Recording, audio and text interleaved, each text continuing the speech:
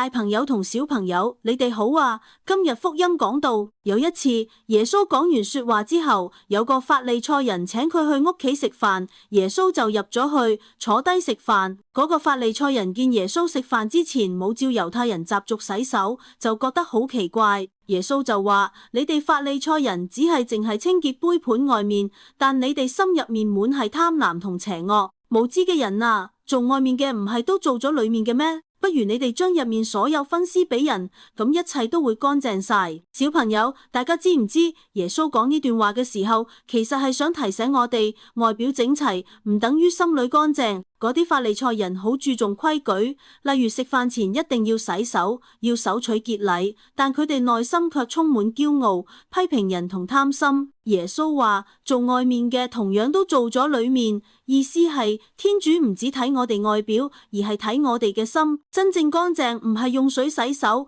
而係用愛洗個心。當我哋願意幫人、關心人、慷慨分享，嗰個心就會變得好乾淨，因為愛比任何洗手水都乾淨得多。我哋有冇時候都太着重外表好睇，而忽略咗心裏要真誠？我哋有冇時候幫人行善只係為做俾人睇，而唔係出自愛人呢？今日試下喺生活中做一件出於真心嘅好事，唔講俾人知，當係送俾耶穌嘅禮物。主耶穌，求你教我哋唔只係顧外面，而係有一個純潔、真誠、願意愛人嘅心。